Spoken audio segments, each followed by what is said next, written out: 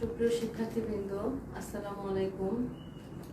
আমি Tania Tasmin, assistant professor, botany department, Dhaka college, Dhaka. আজকে তোমাদের ক্লাসটা নিতে গিয়ে যান্ত্রিক গোলযোগের কারণে বাইরে প্রচণ্ড বৃষ্টি হচ্ছে। এর জন্য আমার ক্লাসে বারবার বিঘ্ন ঘটায় আমি আন্তরিকভাবে দুঃখিত। যদিও এখানে আমার কোনো হাত ছিল না, তারপরও আমি তোমাদের সুবিধার জন্য ক্লাসটি আবার শুরু থেকেই শুরু করছি। তো আজকে আমি থার্ড ইয়ারের ক্লাস নিচ্ছি। আজকে তোমাদের কোর্সের নাম হচ্ছে ইকোলজি অ্যান্ড এনভায়রনমেন্টাল সায়েন্স এবং এই কোর্সের কোড হচ্ছে 233007। তো আমি আজকে তোমাদের এনভায়রনমেন্টাল সায়েন্সের একটি টপিক ন্যাচারাল রিসোর্সের উপর একটি ক্লাস নিচ্ছি। তো এই ন্যাচারাল রিসোর্সের ক্লাসটি নিতে গিয়ে এর আগে আমার বেশ কয়েকবার বিঘ্ন ঘটায় আমি এই ক্লাসটি কন্টিনিউ করতে পারিনি। এর জন্য আমি আবার শুরু থেকেই বলছি যে ন্যাচারাল রিসোর্স বলতে আসলে আমরা কি বুঝি। ন্যাচারাল রিসোর্স বলতে আমরা বুঝি যে প্রাকৃতিক সম্পদ। তো প্রাকৃতিক সম্পদ বলতে আমরা বুঝি সেটাই যা আমরা পরিবেশ থেকে পেয়ে থাকি এবং সেটা আমরা আমাদের নিজেদের প্রয়োজন এবং চাহিদা অনুযায়ী আমরা কাজে লাগাই। তো এক্ষেত্রে জিমারম্যান একটি সংজ্ঞা দিয়েছেন, যেটা আমি বলেছিলাম যে অত্যন্ত গ্রহণযোগ্য একটি সংজ্ঞা, যে প্রাকৃতিক সম্পদ হচ্ছে সেটাই যেটিকে মানুষ তার প্রয়োজন অনুযায়ী আহরণ করে এবং তাকে বিভিন্নভাবে কাজে লাগিয়ে তার সামাজিক লক্ষ্য অর্জন করে, সেটি হচ্ছে প্রাকৃতিক সম্পদ। তো এই প্রাকৃতিক সম্পদ আমি বললাম যেটা আমরা প্রকৃতি থেকে পেয়ে থাকি, সরাসরি প্রকৃতি থেকে এই সম্পদটা আমরা পেয়ে থাকি এবং এর কিছু প্রপার্টিজ বা বৈশিষ্ট্য আছে। তো এই বৈশিষ্ট্যগুলোকে আমি তিনটি ভাগে ভাগ করেছি বা তিনটি শিরোনাম দিয়েছি। প্রথমেই হচ্ছে এর অস্থিতিস্থাপকতা, যে প্রপার্টিজ বা ধর্মটি, এর মধ্যে ইনইলাস্টিসিটি দেখা যায়। প্রাকৃতিক সম্পদের মধ্যে কিছু সীমাবদ্ধতা থাকে, যে এই সম্পদকে আমরা ইচ্ছা করলেই এর যোগান আমাদের ইচ্ছা মতো বাড়াতে বা কমাতে পারি না। যেমন আমরা যদি চাই যে খনিজ সম্পদের যোগান অফুরান থাকবে, কিন্তু সেটি কখনোই সম্ভব না। আবার পৃথিবীর স্থলভাগ এবং জলভাগের পরিমাণও সীমিত। তো এইভাবে আমরা প্রাকৃতিক সম্পদগুলোর মধ্যে দেখি যে এদের মধ্যে একটা অস্থিতিস্থাপক একটি পরিবেশ বিরাজ করে এবং এদের মধ্যে দেখা যায় একটা ক্ষয়শীলতা একটি ধর্ম আছে, যাকে আমি বলছি অবসোলেসেন্স। অবসোলেসেন্স বা ক্ষয়শীলতা বলতে বোঝায় যে প্রাকৃতিক সম্পদের একটি বৈশিষ্ট্য হচ্ছে যে এটিকে আমরা যত বেশি ব্যবহার করব তত এর মজুদ কমে আসবে। এর ব্যবহারের উপর এর মজুদ নির্ভর করে এবং একসময় এর মজুদ শেষ হয়ে যেতে পারে বা একদম চিরতরে হারিয়ে যেতে পারে।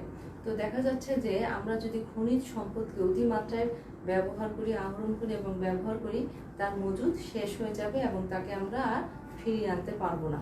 কিন্তু কোনো বনভূমির যদি হিউম্যান অ্যাক্টিভিটিসের কারণে তার বনভূমির পরিমাণ হ্রাস পায়, তো সেখানে আমরা নতুন করে বনায়ন করে বা তাকে আনডিস্টার্বড অবস্থায় রেখে তার স্বাভাবিক অবস্থায় একটি দীর্ঘ সময়ের বিরতিতে আবার তাকে ফিরেও পেতে পারি।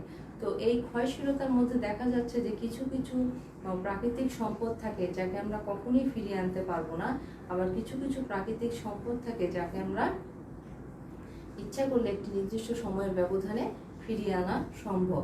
কিন্তু আমি যদি কোনো এলাকার কোনো পাহাড়কে কেটে ফেলি, তো সেখানে যদি কোনো প্রাকৃতিক দুর্যোগ বা ভূ আলোড়ন এরকম যদি না ঘটে, তো সেই পাহাড় কখনোই আর আমাদের পক্ষে ফিরিয়ে আনা সম্ভব নয়।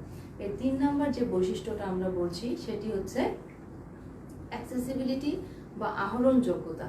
এর আহরণযোগ্যতা বলতে বোঝায় যে প্রাকৃতিক সম্পদ তখনই প্রাকৃতিক সম্পদে পরিণত হবে যখন আমরা একে এর ভূগর্ভস্থ ভাণ্ডার থেকে আহরণ করতে পারবো এবং তাকে মানুষের কাজে ব্যবহার করতে পারবো। এছাড়া কোনো সম্পদ যতই মাটির নিচে থাকুক না কেন, সেটি প্রাকৃতিক সম্পদে পরিণত হবে না যতক্ষণ না আমরা এটিকে আহরণ করতে পারবো এবং মানুষের কাজে লাগাতে পারবো। এরপর আসা যাক যে এই প্রাকৃতিক সম্পদকে আমরা কয় ভাগে ভাগ করতে পারি। তো এই প্রাকৃতিক সম্পদকে আমরা প্রাপ্যতার ভিত্তিতে 2 ভাগে ভাগ করতে পারি। একটা হচ্ছে রিনিউয়েবল ন্যাচারাল রিসোর্সেস আর একটা হচ্ছে নন রিনিউয়েবল ন্যাচারাল রিসোর্সেস। তো রিনিউয়েবল ন্যাচারাল রিসোর্সের মধ্যে আছে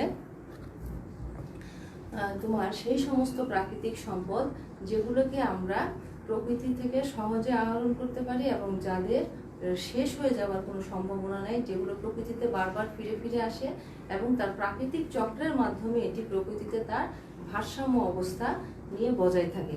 সেই সমস্ত প্রাকৃতিক সম্পদগুলোকে আমরা বলে থাকি রিনিউয়েবল ন্যাচারাল রিসোর্সেস। এই রিনিউয়েবল ন্যাচারাল রিসোর্সের মধ্যে থাকে মাটি, পানি, বায়ু, আলো, তারপরে বনজ সম্পদ, প্রাণীজ সম্পদ, এই সমস্ত হচ্ছে যে সৌরশক্তি, এগুলো হচ্ছে আমার রিনিউয়েবল ন্যাচারাল রিসোর্সেস। আর নন রিনিউয়েবল ন্যাচারাল রিসোর্সের মধ্যে থাকে বা অনবায়নযোগ্য যে সমস্ত প্রাকৃতিক সম্পদ, সেগুলোর মধ্যে থাকে যে সমস্ত প্রাকৃতিক সম্পদ ব্যবহার করার ফলে একসময় নিঃশেষ হয়ে যাওয়ার সম্ভাবনা থাকে, যেগুলোর পুনরুৎপাদন বা পুনরুৎপত্তি আর সম্ভব না স্বল্প সময়ের মধ্যে, সেগুলোকে সাধারণত বলা হয়ে থাকে নন রিনিউয়েবল ন্যাচারাল রিসোর্সেস।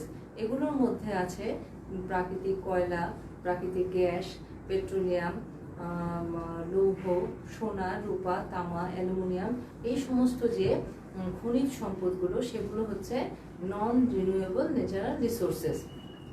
তো আমি কি বললাম যে প্রাকৃতিক সম্পদকে প্রাপ্যতার উপর ভিত্তি করে আমরা প্রধানত দুই ভাগে ভাগ করতে পারি। এক হচ্ছে রিনিউয়েবল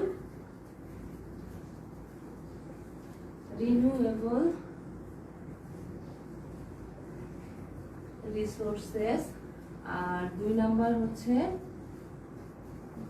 নন রিনিউয়েবল রিসোর্সেস।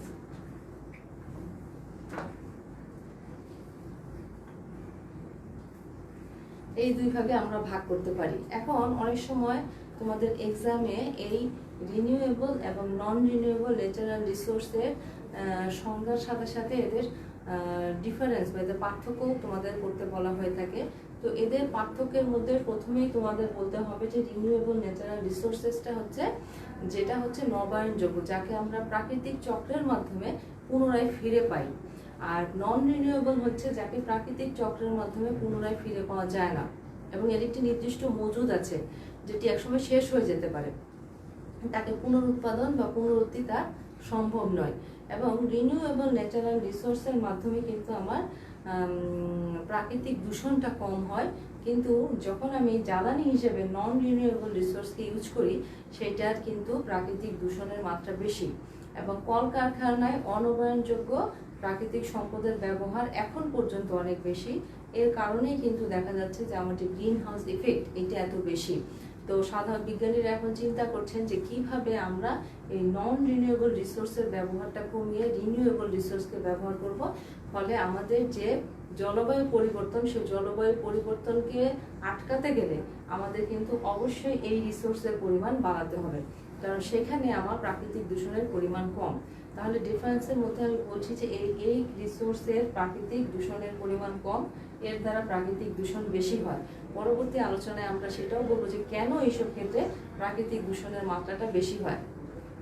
আরেকটা কি, যে আমার মিল কারখানায় বা আমার শিল্প প্রতিষ্ঠানে এই সমস্ত সম্পদের ব্যবহার বেশি, কিন্তু এই সমস্ত সম্পদের পরিমাণ এখন পর্যন্ত কম। এবং এটা সাধারণত আহরণ করা ব্যয়বহুল, কিন্তু এই সম্পদকে যদি আমি কাজে লাগাতে জানি, যদি আমি ইউটিলাইজ করতে পারি, তাহলে দেখা যাবে যে এর ব্যয়ের তুলনায় এর যে বেনিফিট সেটা অনেক বেশি। তো এই সমস্ত ডিফারেন্সগুলো দেখা যায় এই দুটো সম্পদের মধ্যে। এছাড়াও প্রাকৃতিক সম্পদকে আমরা তার উৎসের উপর ভিত্তি করে আরো দুই ভাগে ভাগ করতে পারি। একটা হচ্ছে জীবজ উৎস বা বায়োটিক সোর্স, আর একটা হচ্ছে অজীবজ উৎস বা অ্যাবায়োটিক সোর্স। তো অ্যাবায়োটিক সোর্স কোনগুলো? অ্যাবায়োটিক সোর্স হচ্ছে সেগুলোই যেটা হচ্ছে যে আমরা সাধারণত জীব থেকে যে সমস্ত প্রাকৃতিক সম্পদ আমরা পেয়ে থাকি। যেমন আমার জন্য কোনো সম্পদগুলো আমি যদি কোনো পোলট্রি ফিড থেকে পেয়ে থাকি, বা আমি যে আমার বন থেকে যদি কোনো মধু কালেকশন করে থাকি, সেগুলো হচ্ছে আমি জীব থেকে পেয়ে থাকি। আমার যে প্রাণীজ সম্পদ সেগুলো হচ্ছে বায়োটিক সোর্স। আর অ্যাবায়োটিক সোর্স হচ্ছে আমি যদি সেগুলো কোনো জড় বস্তু থেকে পেয়ে থাকি, সেই সম্পদগুলো যেমন হচ্ছে যে প্রাকৃতিক গ্যাস, তেল, কয়লা, এই সমস্ত সাধারণত আমরা জড় বস্তু থেকে পেয়ে থাকি। সোনা, রূপা, তামা, অ্যালুমিনিয়াম, টিন, দস্তা, এই সমস্ত হচ্ছে হলো গিয়ে আমি জড় বস্তু থেকে পেয়ে থাকি। এগুলো হচ্ছে অ্যাবায়োটিক রিসোর্স। তো এছাড়াও প্রাকৃতিক সম্পদের সহজলভ্যতার উপর ভিত্তি করেও একে কয়েক ভাগে ভাগ করা হয়ে থাকে। সেটাকে প্রথমে বলা হচ্ছে ইউনিকুইটিস।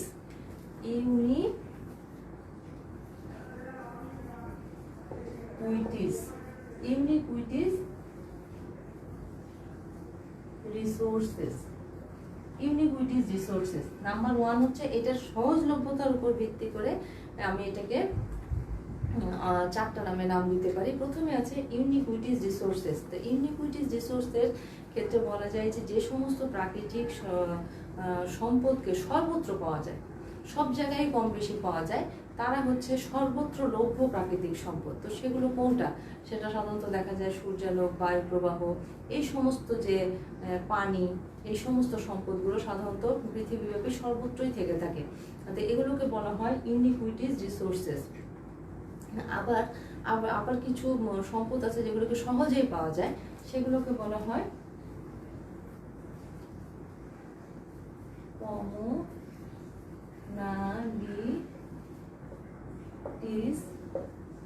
কমনালিটিস রিসোর্সেস, যেগুলো খুবই সহজলভ্য। আমি বললাম কিছু আছে সর্বত্রলভ্য আর কিছু আছে সহজলভ্য।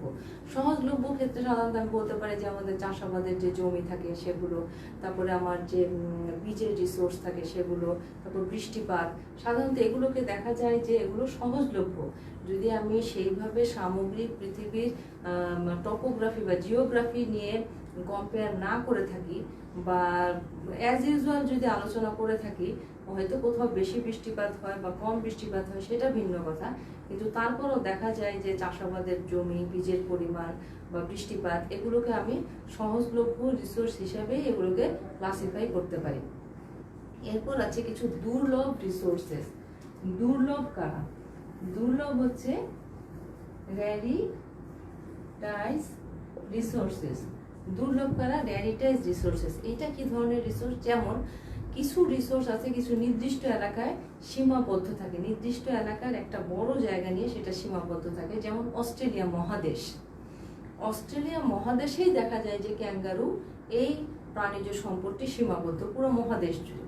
আবার দক্ষিণ আমেরিকা একটি মহাদেশ, সেই মহাদেশ জুড়ে দেখা যায় যে চকলেট, এই সম্পদটা, এই বনজ সম্পদটা সেখানে সীমাবদ্ধ। তাহলে এগুলোকে আমি বলতে পারি দুর্লভ এগুলো রিসোর্স। আবার কিছু আছে একটি নির্দিষ্ট এলাকার মধ্যে কোনো একটা সম্পদ আছে, তাকে আমি তখন কি বলবো? তাকে বলবো অদ্বিতীয় প্রাকৃতিক সম্পদ বা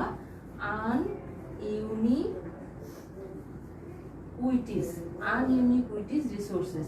এইটার ক্ষেত্রে আমি বলতে পারি যে সুন্দরবন আছে, সুন্দরবন একটা নির্দিষ্ট এলাকা, সেই এলাকার মধ্যে যে রয়্যাল বেঙ্গল টাইগার নামক আমাদের যে জাতীয় পশু, সেটি ওই নির্দিষ্ট এলাকার মধ্যেই সেটি সীমাবদ্ধ। তার মানে এটি হচ্ছে কি অদ্বিতীয়, মানে এটির আর কোনো স্থান নাই, যে এটা ওই জায়গার মধ্যেই সীমাবদ্ধ, এমন একটি রিসোর্স। তো এইভাবে আমি সাধারণত এই প্রাকৃতিক সম্পদগুলোকে ক্লাসিফাই করতে পারি।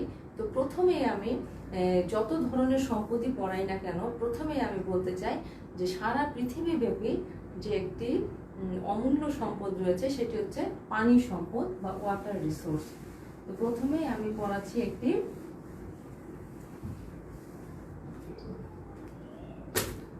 পানি সম্পদ। নাম্বার 1 হচ্ছে পানি সম্পদ বা ওয়াটার রিসোর্স। পৃথিবীব্যাপী যত পরিমাণ পানি আছে তার 97.62% হচ্ছে লোনা পানি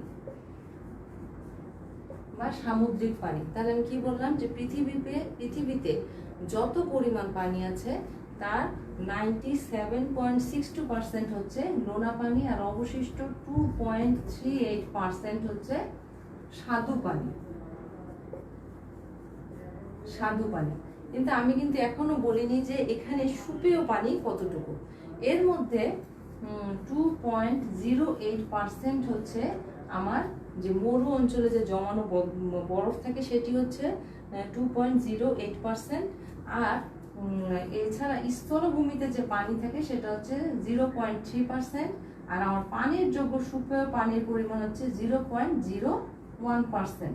তাহলে আমরা এ থেকেই বুঝতে পারছি যে আমাদের পানি সম্পদের গুরুত্ব কতটুকু। আমি এখানে তোমাদের একটা হিসাব দিয়েছি, তোমরা নিশ্চয়ই খেয়াল করছো যে 97.62% হচ্ছে আমার পৃথিবীর যত লোনা পানি আছে তার পরিমাণ। তো সেই পানি নিশ্চয়ই আমরা পান করতে পারি না, সেখানে প্রচুর পরিমাণে স্যালাইনিটি থাকে, লবণ থাকে, যেন এটা আমরা পান করতে পারি না। তো আর আমরা তো এটা জানি যে পৃথিবীর 3 ভাগ জল আর 1 ভাগ স্থল, আর পানির অপর নাম হচ্ছে জীবন। কারণ জীবনের যে ভৌত বৃদ্ধি প্রোটোপ্লাজম, সেই প্রোটোপ্লাজমের 70%ই হচ্ছে পানি। তো এখন এই পানির দেখা যাচ্ছে যে স্বাদু পানি হচ্ছে এর মধ্যে 2.38%, তার মধ্যে মরু অঞ্চলে জমাটবদ্ধ অবস্থায় হিমবাহ আকারে, তুষার আকারে সমস্ত পৃথিবীতে এই স্বাদু পানির যে বরফ অবস্থাটা আছে সেটা হচ্ছে 2.08%। আর ইনল্যান্ড যে ওয়াটার, যেটা প্রবাহিত অবস্থায় আছে, যে নদী, পুকুর, খাল, বিল, জলাশয়, ডোবা যা কিছু আছে, হ্রদ, তারপরে আমাদের যত ইনল্যান্ড ওয়াটার, তার পরিমাণ হচ্ছে 0.3%। এখন এই ইনল্যান্ড ওয়াটারের সবকিছু কিন্তু আবার পানের যোগ্য না, সবকিছুই কিন্তু আমরা এখান থেকে সুপেয় পানির একটা উৎস আছে, সেটা হচ্ছে 0.01%। এখন কথা হচ্ছে যে এই পানিটা তাহলে আমাদের জন্য কতটা গুরুত্বপূর্ণ এবং এর পরিমাণ কত অল্প। সুতরাং এটা আমাদের একটি এমন সম্পদ যার সঠিক সুষ্ঠু ব্যবহার একান্ত প্রয়োজন। এখন এই পানির আমাদের পৃথিবীর স্থলভাগে যে পরিমাণ জীব বৈচিত্র্য আছে, তার চাইতে 300 গুণ বেশি ভ্যারাইটিস আছে সাগর এবং আমাদের যে ইনল্যান্ড ওয়াটার আছে তার মধ্যে যে জীব বৈচিত্র্য আছে। সুতরাং এই সম্পদকে রক্ষা করতে পারলে আমরা সেই জীব বৈচিত্র্যকেও রক্ষা করতে পারবো। এখন একজন ব্যক্তির যদি আমি পানির হিসাব চিন্তা করে থাকি, যে একজন ব্যক্তি দৈনিক সে 2 লিটার তার পানির প্রয়োজন, সে 2 লিটার সে পান করে পানি, তার হাউসহোল্ড কাজের জন্য দরকার প্রায় 250 লিটার পানি, এবং সে যদি একজন কৃষিক্ষেত্রে, তার কৃষিক্ষেত্রে প্রায় ব্যবহার হয় 1000 লিটার মতো পানি, এবং কারখানায় একজন ব্যক্তির পিছনে হিসাব করা হয় যে সাধারণত 1500 লিটার পানি ব্যবহার হয়ে থাকে। তো এই পরিমাণ পানি একজন লোকের একদিনের জন্য ব্যবহার হয়। তাহলে পৃথিবীর জনসংখ্যা এখন প্রায় 700 কোটির কাছাকাছি। তাহলে সেই বিপুল পরিমাণ মানুষের জন্য কি পরিমাণ পানির দরকার, এবং সেটা অবশ্যই বিশুদ্ধ পানি হতে হবে, সেই পানির প্রয়োজন। তাহলে এখান থেকে আমরা সেটা সহজেই অনুমান করতে পারছি। সুতরাং এই সম্পদ যাতে কোনোভাবেই দূষিত হয়ে আমাদের ব্যবহারের অনুপযোগী না হয়ে যায়, সেদিকে অবশ্যই আমাদের সজাগ দৃষ্টি থাকতে হবে। এবং বাংলাদেশের পানি সম্পদের যদি আমি একটা কথা বলি, যে বাংলাদেশের পানি সম্পদ কি পরিমাণ, বাংলাদেশে ওয়াটার রিসোর্স আছে, তাহলে বলা যায় যে বাংলাদেশে পুকুর, নদী, নালা, খাল, বিল এই সব কিছু মিলে প্রায় বাংলাদেশে এই পরিমাণ এত বর্গ কিমি আমাদের দেশে সুপেয় পানির পরিমাণ। আমাদের দেশে সুপেয় পানির পরিমাণ প্রায় 36,663 বর্গ কিমি আমাদের দেশে সুপেয় পানির পরিমাণ আছে। এই সুপেয় পানিগুলো আছে আমাদের পুকুর, ডোবা, নদী, নালা, খাল, বিল, যত ন্যাচারাল আমাদের যত হাওর বাওর আছে, তারপরে আমাদের যত হ্রদ আছে, আমাদের কাপ্তায়ে, আমাদের বান্দরবনে কিছু হ্রদ আছে, প্রাকৃতিক হ্রদ আছে, সেগুলো সব কিছু মিলে আমাদের সুপেয় পানির পরিমাণ হচ্ছে এই পরিমাণ 36,663 বর্গ কিমি। এখন এই সুপেয় পানির মধ্যে আবার যখন বর্ষাকাল হয়, বর্ষাকালে এই পানির রিসোর্স আবার একটু বেড়ে যায়, এবং আমাদের যে হাওর বাওর এলাকাগুলো আছে সেগুলো কিন্তু বর্ষাকালে পানিতে টইটুম্বুর হয়ে যায়, এবং সেখানে তারা প্রায় 17% এই পানির সোর্স সেখানে রাখা সম্ভব হয়। 2 থেকে 5 মাস পর্যন্ত তারা সেই পানিটা সেখানে ধরে রাখতে পারে। তো আমাদের এই যে ন্যাচারাল যে আমাদের ওয়াটার রিসোর্সগুলো আছে, সেগুলো কিন্তু অসম্ভব জীব বৈচিত্র্যে ভরপুর, এবং সেগুলো এর মধ্যে আমাদের হালদা নদীকে বলা হয়ে থাকে যে ফিশের একটা ন্যাচারাল প্রজননের একটি প্রাণকেন্দ্র। সেখানে প্রচুর মাছ প্রাকৃতিকভাবে তার প্রজনন সম্পন্ন করে থাকে, এবং এই হালদা রিভারটাকে কিন্তু আমাদের অভয়ারণ্য হিসেবে ঘোষণা করা হয়েছে। তো এছাড়াও আমাদের সমুদ্র যে সম্পদ রয়েছে, সেখান থেকে হিউজ পরিমাণ ফিশারিজ আমাদের আহরণ করা হয়। কক্সবাজার, টেকনাফ এই সমস্ত জায়গায় যে ফিশারিজ ঘাটগুলো আছে, সেগুলোতে গেলে তোমরা দেখবে যে প্রতিদিন কি পরিমাণ সেখান থেকে মাছ আহরণ করা হয়। তো এগুলো কিন্তু আমাদের দেশের একটা অনেক বড় সম্পদ। তো এই পানি সম্পদকে কাজে লাগিয়ে আমরা অনেকভাবে অনেক উপকৃত হতে পারি। আবার বললাম যে এই পানি সম্পদের সাহায্যে কিন্তু আমরা পানি বিদ্যুৎ উৎপাদন করতে পারি, যেটা আমাদের কাপ্তায় লেগে আছে। তো সেখানে কিভাবে এই পানি সম্পদকে কাজে লাগানো হয়, দেখা যায় যে সেখানে পানিকে অনেক উপর থেকে ফ্লো করে কিছু একটা টারবাইন ঘোরানো হয়, এবং এই টারবাইনের মাধ্যমে আমরা কিন্তু জলবিদ্যুৎ উৎপাদন করতে পারি এবং সেটাকে পরে সাপ্লাই করা হয়। তো পানি সম্পদটা আমি তোমাদের এতটুকুই বলবো। এরপরে পানি সম্পদের পরে যেটা আমার কাছে মনে হয়েছে যে খুবই গুরুত্বপূর্ণ, সেটা হচ্ছে ভূমি সম্পদ বা ল্যান্ড রিসোর্সেস। নাম্বার 2 হচ্ছে ল্যান্ড রিসোর্সেস। ল্যান্ড রিসোর্সেস, সারা পৃথিবীতে অনেক ধরনের ভূমি আছে, কোথাও উর্বর, কোথাও অনুর্বর, কোথাও সমভূমি, কোথাও মালভূমি, কোথাও পাহাড় পর্বত, কোথাও উপত্যকা, আবার কোথাও সব জায়গার জমি সমান ফার্টাইল না, কোথাও আছে মরুভূমি।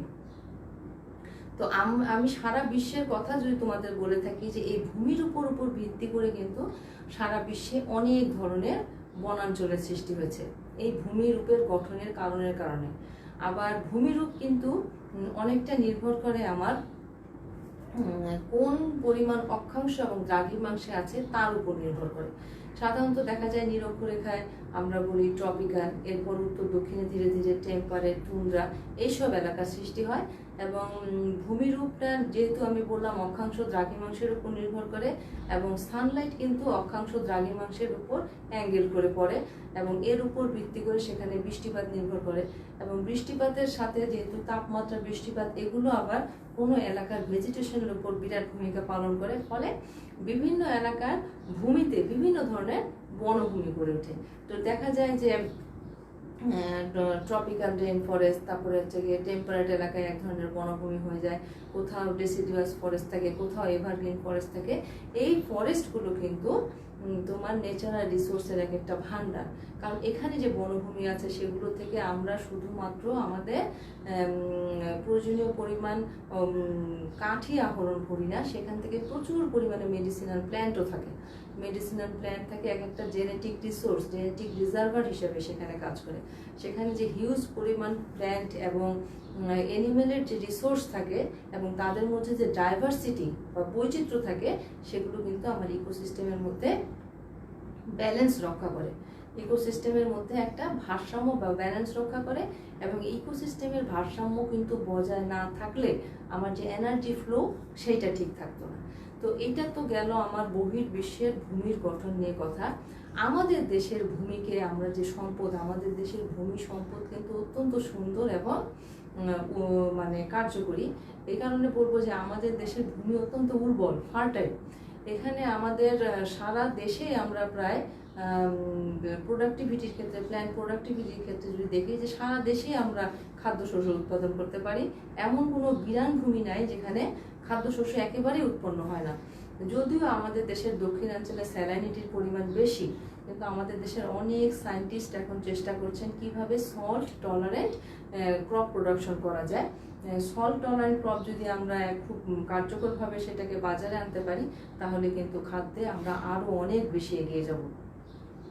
তো আমি বললাম যে আমাদের দেশের ভূমি অনেক উর্বর। তো এই উর্বর ভূমির ক্ষয় হয় আবার দুটি প্রধান কারণে। সেই ক্ষয়গুলো কিভাবে হয়, একটি হচ্ছে বন্যা, আরেকটি হচ্ছে নদী ভাঙন। তো বন্যার মাধ্যমে আমাদের ভূমি ক্ষয় কিভাবে হয়, যেহেতু আমাদের নদীগুলো তার নাব্যতা হারিয়ে ফেলছে, কারণ হচ্ছে যে বন্যার কারণে যখন আমাদের 2 ফুট উপচিয়ে পানি চলে যায়, তখন সেটি যখন আফটার ফ্লাড, বন্যার পরবর্তী পর্যায়ে সেই পানিটা যখন আবার নেমে আসে, তখন সেই উপরের যে ফার্টাইল লেয়ারটা সেটাকে ধৌত করে নদীতে নিয়ে আসে। যেহেতু নদীতে নিয়ে আসে, আবার নদীর যে পার ভাঙন হয়, এই দুই কারণেই সে প্রচুর পরিমাণে স্যান্ড অ্যান্ড সয়েল এই নদীর গর্ভে জমা হয় এবং নদীর যে নাব্যতা সেটা দিন দিন হ্রাস পেতে থাকে। আবার যেহেতু আমরা নিচের দিকে আমাদের দেশ ভাটি অঞ্চলে, তো উপরে পাহাড়ি অঞ্চলের যে পানি সেটাও কিন্তু আমাদের দেশ দিয়ে প্রবাহিত হয়ে সাগরে যেয়ে পড়ে, ফলে এই নদীর নাব্যতা দিন দিন আমাদের দেশে কমে আসে কারণে। তো আমরা চেষ্টা করব যে আমাদের যাতে ভূমিক্ষয়টা কম হয়, সেই কারণে আমরা নদী তীরবর্তী এলাকাগুলোতে প্রচুর প্ল্যান্টেশন করা এবং সেই জায়গার এবং আমরা একই জমিকে বারবার চাষ না করে সেইটাকে কিছু রেস্ট দেয়া, এবং আমি যেটা বললাম যে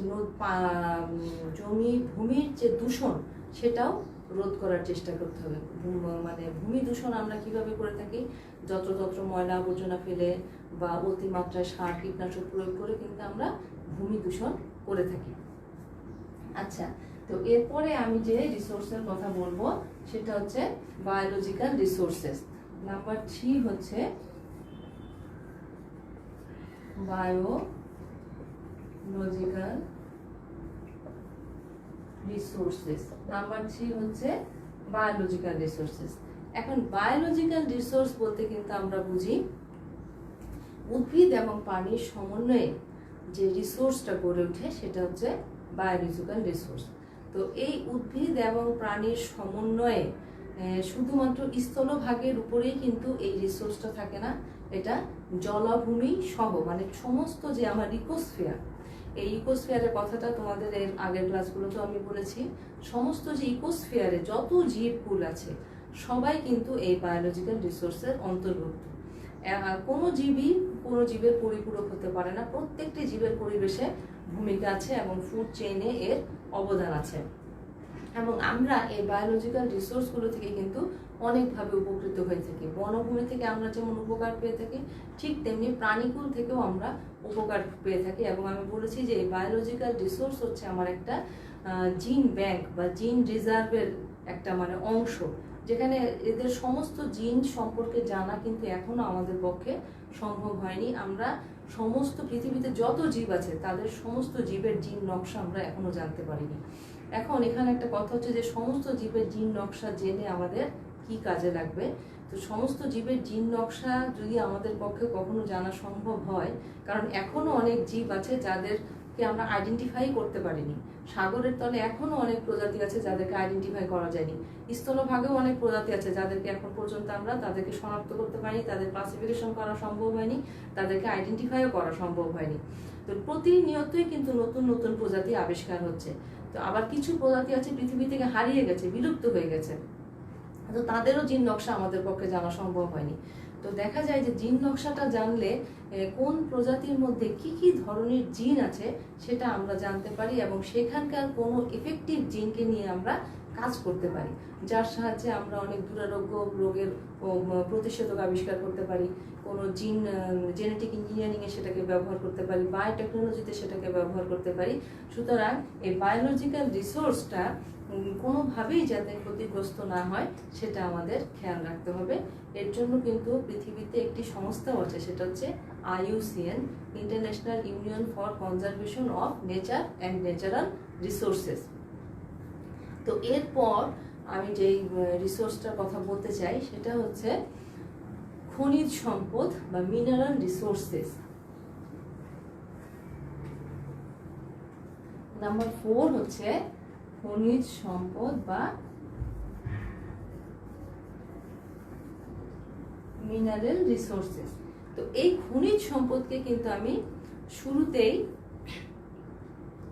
দুই ভাগে ভাগ করে নিতে পারি, একটা হচ্ছে মেটালিক রিসোর্স আর একটা হচ্ছে নন মেটালিক রিসোর্স।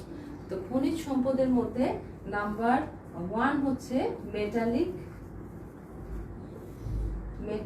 রিসোর্স, আর নাম্বার 2 হচ্ছে নন মেটালিক রিসোর্স। তো মেটালিক রিসোর্স যারা, তাদের নাম শুনে বুঝতে পারছো তারা কি ধরনের, সোনা, রূপা, লোহা, তামা, দস্তা, টিন, এই সমস্তগুলো সাধারণত মেটালিক রিসোর্স, এবং এগুলোকে আমরা আকরিক হিসেবে ভূগর্ভস্থ অঞ্চল থেকে আহরণ করে থাকি। এবং নন মেটালিক যে রিসোর্সগুলা, নন মেটালিক রিসোর্সের মধ্যে আছে আবার কিছু জীবের জীবাশ্ম হয়ে এই রিসোর্সগুলো তৈরি করে, আর কিছু আছে জীবাশ্ম ব্যতীত সেই নন মেটালিক রিসোর্স তৈরি করে। তো যারা জীবাশ্ম হয়ে রিসোর্স তৈরি করে তেমন কতগুলো হচ্ছে কোল। নন মেটালিকের মধ্যে যেগুলো জীবাশ্ম হয়ে তৈরি করে সেগুলো হচ্ছে কোল, পেট্রোলিয়াম, ন্যাচারাল গ্যাস,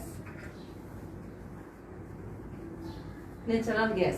তো কোল, এই যে কয়লা, কয়লা সাধারণত দেখা যায় যে 30 থেকে 35 কোটি বছর পূর্বে কার্বনিফেরাস যুগে সাধারণত উদ্ভিদ বা প্রাণী জীবের দেহাবশেষ ভূ আলোড়নের ফলে মাটির নিচে চাপা পড়ে তাপে চাপে সেগুলো লক্ষ লক্ষ, আজ থেকে আমি বললাম কোটি বছর আগে, 30 থেকে 35 কোটি বছর পূর্বে কার্বনিফেরাস যুগেই এগুলো ভূ আলোড়নের ফলে মাটির নিচে চাপা পড়ে সেগুলোর যে হিট অ্যান্ড প্রেশার, তার ফলে কিন্তু সেগুলো এই যে কোল বা কার্বনে পরিণত হয়েছে। এখন কিন্তু কারখানায় কৃত্রিমভাবে হীরক তৈরি করা হয়। হীরক কিন্তু আসলে একটি কার্বনের রূপান্তরিত রূপভেদ। এটা তো যারা সায়েন্সের স্টুডেন্ট তোমরা জানো, হীরক এবং গ্রাফাইট। তো এই যে ডায়মন্ড, ডায়মন্ড কিন্তু এখন কয়লাকে অত্যন্ত প্রেশার, হিট অ্যান্ড প্রেশার দিয়ে এটাকে কিন্তু কারখানায় কৃত্রিমভাবে তৈরি করা যায়। তাহলে আগে কি হচ্ছে, প্রাকৃতিকভাবে মাটির নিচে দীর্ঘদিন থেকে এই সমস্ত কয়লা, হীরা এগুলোতে পরিণত হয়েছে। তো কার্বনে কি শুধু কার্বন থাকে না, সেখানে oxygen, hydrogen, sulphur, phosphorus, benzene, কিছু পরিমাণে জলীয় বাষ্প, ধূলিকণা, এই সবগুলি কিন্তু কার্বনে থাকে। এখন এই কার্বনকে সাধারণত তাপ বিদ্যুৎ উৎপাদনের কাজে বেশি ব্যবহার করা হয়। কার্বনের সাহায্যে আমরা সাধারণত তাপ বিদ্যুৎ যে কারখানাগুলো সেগুলো আমরা চালিয়ে থাকি, এখান থেকে প্রচুর পরিমাণে বিদ্যুৎ উৎপাদন করা যায়। তোমরা যদি কেউ বড় পুকুরিয়া, বাংলাদেশের যে একটি কয়লা খনি আছে তাপ বিদ্যুৎ কেন্দ্র, সেখানে যদি তোমাদের কারো যাওয়ার সুযোগ হয়ে থাকে, তোমরা সেখানে দেখতে পাবে যে কিভাবে এই কয়লার সাহায্যে সেখানে তাপ বিদ্যুৎ উৎপন্ন করা যায়। তো সেখানে দেখা হচ্ছে যে কয়লার সাহায্যে সেখানে প্রচন্ড হিটের মাধ্যমে সেখানে তোমার একসময় সেটা থেকে বিদ্যুৎ উৎপাদন করা হচ্ছে। বাংলাদেশের যে দিনাজপুরের বড় পুকুরিয়া কয়লা খনি, সেখানে এইভাবে বিদ্যুৎ উৎপাদন করা হয়। তো এর একটা মেইন কাজ হচ্ছে বিদ্যুৎ উৎপাদন করা। এছাড়াও কিছু মানুষ কিন্তু কয়লাকে আগে থেকে রান্নার কাজে ব্যবহার করতো, এবং অনেক প্রাচীনকালে কি হতো, বাষ্প চালিত যে ইঞ্জিনগুলো ছিল সেখানে কিন্তু ফুয়েল ছিল কয়লা, এবং আমাদের দেশের অধিকাংশ ইট ভাটায় কিন্তু ফুয়েল হিসেবে কয়লাকে ইউজ করা হয়, গাছের ডালপালাকে ইউজ করা হয়। তো এখন তোমাদের আমি এই লেকচারের শুরুতে বলেছিলাম যে এই সমস্ত যে রিসোর্সগুলো যেগুলো অনবায়নযোগ্য, সেগুলো দেখা যায় যে আমার কি হয়, বেশি মাত্রায় দূষণ ঘটায়। তো আমি বললাম যে এগুলোর মধ্যে কি থাকে, কার্বন থাকে। এই কার্বন কিন্তু বাতাসের সাথে মিশে কার্বন ডাইঅক্সাইড তৈরি করে, এবং কার্বন ডাইঅক্সাইড হচ্ছে একটা গ্রিন হাউস গ্যাস। তাহলে এর দ্বারা বোঝা যাচ্ছে যে আমার কিভাবে এই সমস্ত জিনিস প্রকৃতিতে দূষণ ঘটিয়ে থাকে। তো এইগুলো এইভাবে প্রকৃতিতে দূষণ ঘটায়, এবং এই গ্রিন হাউস গ্যাস উৎপাদনের মাধ্যমে এখানে কার্বন থেকে, সালফার থেকে, এগুলো কার্বন ডাইঅক্সাইড, সালফার ডাইঅক্সাইড উৎপাদন করে এবং প্রচুর পরিমাণে গ্রিন হাউস গ্যাসের সৃষ্টি করে আমাদের যে ক্লাইমেট চেঞ্জ, সেখানে একটা গুরুত্বপূর্ণ ভূমিকা পালন করে। তো এই কারণেই এইগুলোর সাহায্যে এইগুলোকে জ্বালানি হিসেবে ব্যবহারের পরিমাণ বিজ্ঞানীরা এখন কমিয়ে দিতে চাচ্ছেন। নেক্সট যেটা আছে সেটা হচ্ছে পেট্রোলিয়াম। পেট্রোলিয়াম হচ্ছে একটি অত্যন্ত দাহ্য খনিজ সম্পদ, যার হিট প্রোডাক্টিভিটি করার ক্ষমতা অনেক বেশি। ফলে জ্বালানি হিসেবে কয়লার চাইতে পেট্রোলিয়ামের ব্যবহার সারা বিশ্বে অনেক বেশি। কয়লা উৎপাদনে সবচেয়ে বেশি এগিয়ে আছে রাশিয়া, এবং এই পেট্রোলিয়ামের ক্ষেত্রে সবচেয়ে বেশি এগিয়ে আছে আমাদের মধ্যপ্রাচ্য। পৃথিবীতে যে পরিমাণ কয়লা মজুদ আছে তাতে 300 থেকে 800 বছর আমরা এটাকে চালিয়ে নিতে পারবো। দেখা যায় যে পৃথিবীতে প্রতি বছর কয়লার ব্যবহার 2730 মিলিয়ন টন, এবং এর যা রিজার্ভ আছে সেটা হচ্ছে 27350 বিলিয়ন টন। এর ব্যবহার হচ্ছে প্রতি বছর 2730 মিলিয়ন টন, আর এর মজুদ আছে 27350 বিলিয়ন টন। এবং কয়লা উৎপাদনে বিশ্বের সবচেয়ে বেশি এগিয়ে আছে রাশিয়া, এরপরে হচ্ছে যুক্তরাষ্ট্র, কানাডা, এই সমস্ত দেশ। এখন এই যে পেট্রোলিয়ামে বললাম যে পেট্রোলিয়ামের মজুদ সবচেয়ে বেশি হচ্ছে আমাদের যে মধ্যপ্রাচ্যের যে দেশগুলো সেগুলো, তারপরে রাশিয়া, চীন, এই সমস্ত দেশে, আফ্রিকা, এই সমস্ত দেশেও পেট্রোলিয়াম আছে। এবং ন্যাচারাল গ্যাসের ক্ষেত্রেও কিন্তু আবার এগিয়ে আছে রাশিয়া, এরপরে আছে আফ্রিকা, এবং সবার শেষে চীন। তো এই যে পেট্রোলিয়াম এবং এই যে ন্যাচারাল গ্যাস, এগুলো পেট্রোলিয়াম সাধারণত যে সামুদ্রিক আমাদের যে ডায়াটম, সেই ডায়াটমগুলো এবং জীবদেহের যে দেহাবশেষ, সেগুলো দীর্ঘদিন লক্ষ লক্ষ বছর ধরে মাটির নিচে চাপা পড়ে বা সমুদ্রের নিচে সেগুলো লক্ষ লক্ষ বছর ধরে চাপা পড়ে এই পেট্রোলিয়ামে পরিণত হয়। এবং পেট্রোলিয়ামকে আমরা বললাম যে সেগুলো জ্বালানির একটা মেইন সোর্স। আমরা যে যানবাহন চালাই সেগুলোর একটি মেইন সোর্স হচ্ছে এই যে পেট্রোলিয়াম। এবং এখান থেকে উপজাত হিসেবেও কিন্তু আমরা অনেক গুরুত্বপূর্ণ জিনিস পাই, যেমন প্লাস্টিক, মোম, রেজিন, কৃত্রিম রাবার, এই সমস্ত জিনিস এই উপজাত হিসেবে পেট্রোলিয়াম থেকে পাওয়া যায়। আবার যে ন্যাচারাল গ্যাস, এই ন্যাচারাল গ্যাসও বললাম জীবদেহ দীর্ঘদিন মাটির নিচে চাপা পড়ে সেখান থেকে ন্যাচারাল গ্যাস উৎপন্ন হয়। এবং এই ন্যাচারাল গ্যাস কিন্তু আমরা শুধু রান্নার কাজে যে ব্যবহার করি তা কিন্তু না, এর একটি হিউজ ইউটিলিটি আছে বিদ্যুৎ উৎপাদন। আমাদের দেশে বিদ্যুৎ উৎপাদনে প্রাকৃতিক গ্যাস একটি অত্যন্ত গুরুত্বপূর্ণ ভূমিকা পালন করে। বিদ্যুৎ উৎপাদনে প্রাকৃতিক গ্যাসকে বিপুল পরিমাণে ব্যবহার করা হয়। কলকারখানায় এর অনেক ব্যবহার আছে। এর থেকে আমরা সাইড প্রোডাক্ট হিসেবে প্রাকৃতিক গ্যাসকে কাজে লাগিয়ে আমরা বিভিন্ন কৃত্রিম রাবার, প্লাস্টিক, তারপরে সার, এইসব কাজে ব্যবহার করে থাকি। এবং প্রাকৃতিক গ্যাসের একটি সুবিধা হচ্ছে যে এর দ্বারা দূষণের মাত্রা কম হয়। প্রাকৃতিক গ্যাসের ক্ষেত্রে দূষণের হার অনেক কম। এবং দেখা যায় যে পেট্রোলিয়ামের যে পরিমাণ রিজার্ভ আছে, পেট্রোলিয়াম সাধারণত বছরে ব্যবহার করা হয় 2840 মিলিয়ন টন। এবং এর যা রিজার্ভ আছে 3350 বিলিয়ন টন। দেখা যায় যে এই রিজার্ভ দ্বারা এটা সাধারণত 50 থেকে 60 বছর আরো পৃথিবীতে আমরা নিশ্চিন্তে চলতে পারবো। আর ন্যাচারাল গ্যাসের ব্যবহার দেখা যায় যে প্রতি বছর এর ব্যবহার 1250 বিলিয়ন মেট্রিক টন। আর এর রিজার্ভ আছে প্রায় 6 লক্ষ বিলিয়ন মেট্রিক টন। তো রিজার্ভ দিয়ে আরো 100 বছর চালানো সম্ভব। তো এই যে রিজার্ভগুলো আমি তোমাদের এখানে বলছি এবং এর যে মেয়াদকাল বলছি, তাতে বোঝা যাচ্ছে যে একটি নির্দিষ্ট সময় পর এটি ফুরিয়ে যাবে। তো ফুরিয়ে গেলে আমি এনার্জি পাবো কোথা থেকে? এনার্জি ছাড়া কোনো কাজ করা সম্ভব নয়। এই যে আমি আমার হাত পা নাড়াচ্ছি বা কথা বলছি, এর জন্য আমার কিন্তু শরীর থেকে এটিপি আমাকে শক্তি দিচ্ছে। তো আমি যখন এই সমস্ত রিজার্ভ শেষ হয়ে যাবে তখন তো আমাকে তার বিকল্প ব্যবস্থা ভেবে রাখতে হবে। তো সেই ক্ষেত্রে আমি নবায়নযোগ্য শক্তির ব্যবহার করব। এবং আমি তখন কি বলবো যে এনার্জি সোর্স আসলে কি? What is energy source? Energy source বা শক্তির উৎস, এনার্জি সোর্স। এখন এনার্জি সোর্সকে আমি শুরুতেই দুই ভাগে ভাগ করতে পারি।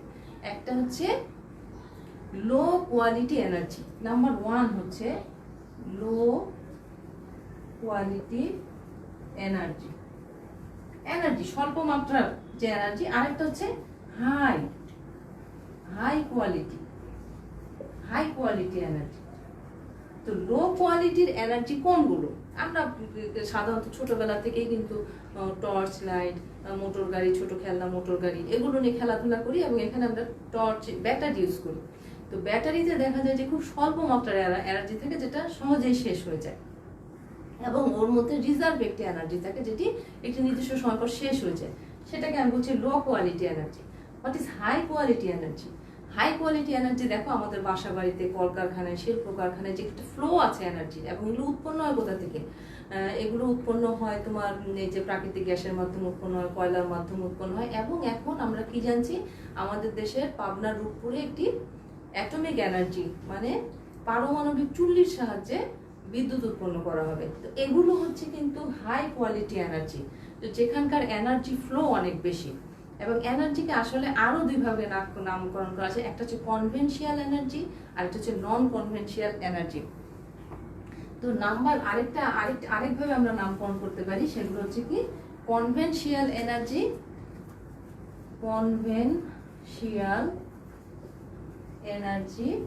আরেকটা হচ্ছে নন কনভেনশনাল এনার্জি। তো কনভেনশনাল এনার্জি কি? কনভেনশনাল এনার্জি হচ্ছে সেই সমস্ত এনার্জি যেগুলো আমরা পরিচিত, যে সমস্ত এনার্জির প্রোডাকশন সম্বন্ধে আমরা পরিচিত, যেমন প্রাকৃতিক গ্যাসের সাহায্যে আমি বিদ্যুৎ উৎপাদন করছি, কয়লার সাহায্যে তাপ বিদ্যুৎ উৎপাদন করছি, এগুলো হচ্ছে আমার কনভেনশনাল এনার্জি, জলবিদ্যুৎ উৎপন্ন করছি, এগুলো হচ্ছে আমার পরিচিত এই সমস্ত এনার্জির সাথে। কিন্তু নন কনভেনশনাল এনার্জি, যেগুলো আমি বলছি ভবিষ্যতে যেগুলো নিয়ে আমরা হিউজ ভাবে কাজ করব, তোমরা কাজ করবে, সেগুলো হচ্ছে কি solar energy, wind energy. Solar energy, wind energy, এই সমস্ত এনার্জিগুলোর সাহায্যে আমরা যখন বিদ্যুৎ উৎপাদন করব, সেগুলো হচ্ছে আমার নন কনভেনশনাল এনার্জি। কারণ সেগুলোর সাথে আমরা এখনো সেভাবে পরিচিত নয়, সেগুলো একসময় আমরা ব্যাপকভাবে সেগুলো উৎপাদন করে আমরা আবার সেগুলোকে কনভেনশনাল এনার্জি করে ফেলতে পারবো। তো এখন আসো যে এই যে আমি এনার্জির কথা বলছি, প্রথমেই আসবে আমার সৌরশক্তি বা সানলাইট এনার্জি। প্রথমে আসবে আমার কি সোলার এনার্জি। নাম্বার 1 হচ্ছে আমার সোলার এনার্জি।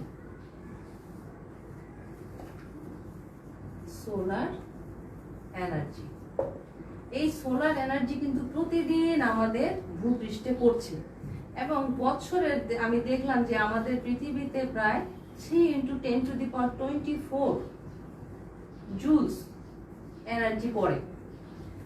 এই পরিমাণ এনার্জি ভূপৃষ্ঠে পড়ছে সারা বছর। তো এখন এর খুব সামান্য অংশই কিন্তু উদ্ভিদ সালোকসংশ্লেষণ প্রক্রিয়া নিজের শরীরে আবদ্ধ করতে পারে। তো বাকি এনার্জিকে তো আমরা কোনো কাজেই লাগাতে পারছি না। সেটা কি কাজ করছে? এসে ভূপৃষ্ঠকে উত্তপ্ত উষ্ণ রাখছে, নয়তো কি হতো আবার বরফ যুগে চলে যেতাম আমরা। ভূপৃষ্ঠকে উষ্ণ রাখছে এবং এখানে গ্রিন হাউস গ্যাসগুলো কাজ করছে ভূপৃষ্ঠকে উষ্ণ রাখতে। কিন্তু এই গ্যাসের পরিমাণই বেশি হয়ে গেলে তখন আবার আমরা তাকে বলি গ্রিন হাউস এফেক্ট। তো আচ্ছা, এই ভূপৃষ্ঠকে উষ্ণ রাখে সোলার এনার্জি, সালোকসংশ্লেষণ প্রক্রিয়া উদ্ভিদ খাদ্য উৎপন্ন করে, পানির বাষ্পীভবন করে এবং প্রচুর পরিমাণে কি তাপ উৎপন্ন করে, লাইট দেয় আমাদের। তো আচ্ছা, তো এই পরিমাণ এনার্জি আসে পৃথিবীতে। এর মধ্যে এই এনার্জিকে কাজে লাগিয়ে উদ্ভিদ 2 × 10⁻11 টন বায়োমাস, সারা পৃথিবীর উদ্ভিদ এই পরিমাণ বায়োমাস তার শরীরে সে আবদ্ধ করতে পারে। তখন বায়োমাস কিন্তু একটি বিশাল সোর্স এনার্জির।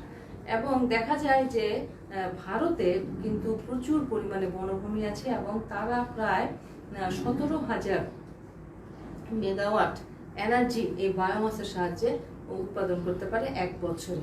আবার সারা পৃথিবীতে যে পরিমাণ এনার্জির প্রয়োজন তার 1/7 এনার্জি কিন্তু আসে এই বায়োমাস থেকে। বাকি এনার্জিগুলো আসে আমার অন্যান্য ন্যাচারাল রিসোর্স থেকে। তো দেখা যায় যে 1/7 যে এনার্জি পাওয়া যায় সেটা প্রায় 20 মিলিয়ন ব্যারেল পেট্রোলিয়াম বার্ন করার ফলে আমরা যে এনার্জি পাবো সেই পরিমাণ এনার্জি আসে এই 1/7 বায়োমাস থেকে। আবার এই বায়োমাসের এনার্জিকে কিন্তু আমি কনভার্ট করি বায়োগ্যাস উৎপাদন করার জন্য। কিভাবে? আমি যখন কোনো দেখা যায় যে বায়োগ্যাস প্ল্যান্টটা আসলে কিরকম, আমি যখন কোনো উদ্ভিদ বা প্রাণীর দেহাবশেষকে বা তার উচ্ছিষ্ট অংশকে প্রথমে আমি কি করি, মাটির নিচে চাপা দিয়ে রাখি এবং সেখানে এটা ডিকম্পোজ হওয়ার জন্য আমি কিছু মাইক্রোবস দিয়ে দিই এবং সেগুলো ডিকম্পোজ হয় এবং সেগুলো পাইপের সাহায্যে এখান থেকে যে গ্যাস উৎপন্ন হয় সেটা একটা রাইজারের মধ্যে এসে জমায়। এই জিনিসটা হয় মাটির নিচে, এটা হয় মাটির নিচে অ্যানএরোবিক কন্ডিশনে। অ্যানএরোবিক কন্ডিশনে এই পচনটা হয় এবং এখানে যে গ্যাস উৎপন্ন হয় সেটা একটা পাইপের মাধ্যমে এই রাইজারে আসে এবং এই রাইজার থেকে আমি পরে বিভিন্ন জায়গায় সেটাকে সাপ্লাই দেই।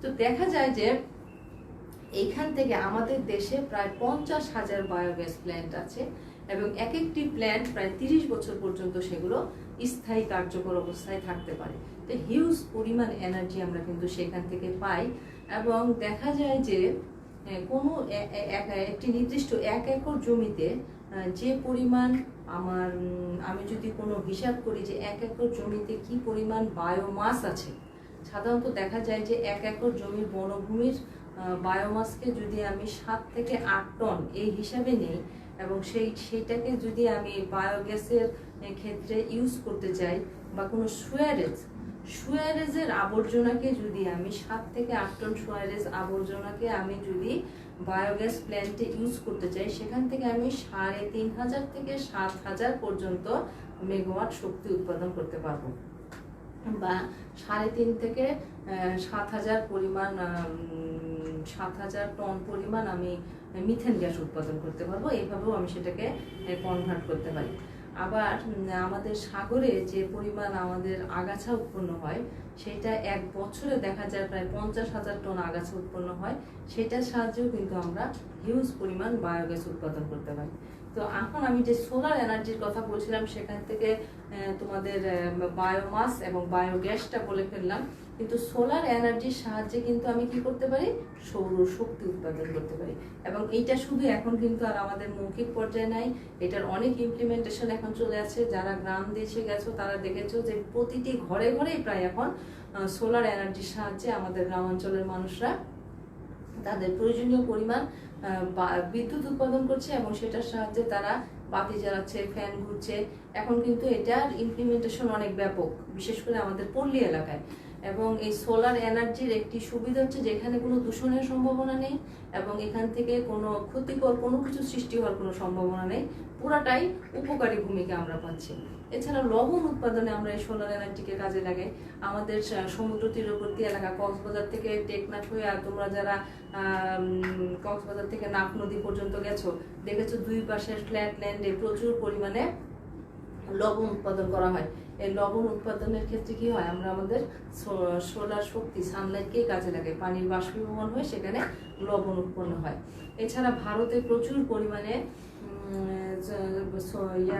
সোলারের সাহায্যে সেখানে পানি গরম করার কাজে ব্যবহার করা হয়। এই সোলার এনার্জির সাহায্যে প্রচুর তাদের হাসপাতালগুলোতে, তারপরে তাদের বড় বড় কারখানায় তারা পানি গরম করার কাজে এই সোলারকে কাজে লাগায়। তারপরে সোলারের সাহায্যে অনেক জায়গায় রান্নার কাজ করা হয়, সোলার চুল্লি ইউজ করা হয়, সোলার ড্রায়ার ইউজ করা হয়। সোলার ড্রায়ারের ইউজটা খুবই চমৎকার। সাধারণত আগে আমরা কি করতাম, বীজ যে ফসলের যে বীজ থাকতো সেগুলোকে নর্মাল রোদে শুকিয়ে আমরা সংরক্ষণ করতাম, কিন্তু এখন সোলার ড্রায়ারের সাহায্যে মানে সেখানে সানলাইটকে অ্যাবজর্ব করে সেখানে সেই ড্রায়ারের পাওয়ারটাকে আরো বাড়িয়ে দেওয়া হয়। নর্মাল যে সানলাইট পড়ে তার থেকে সেই সোলার ড্রায়ারের পাওয়ারটা বেশি থাকে এবং সেই ড্রায়ারের সাহায্যে আমরা কি করি, বীজকে শুষ্ক করি, শুষ্ক করে তারপর সেটাকে আমরা সংরক্ষণ করি। ঠিক সোলার এনার্জির মতোই আরেকটি এনার্জি আমাদের খুবই উপকারী, সেটা হচ্ছে উইন্ড এনার্জি। তো উইন্ড এনার্জির সাহায্যে আমরা সাধারণত বিদ্যুৎ উৎপাদন করে থাকি এবং বিদ্যুৎ উৎপাদনের ক্ষেত্রে দেখা যায় যে উইন্ডের সাহায্যে আমরা টারবাইন ঘুরিয়ে আমরা বিদ্যুৎ উৎপাদন করতে পারি।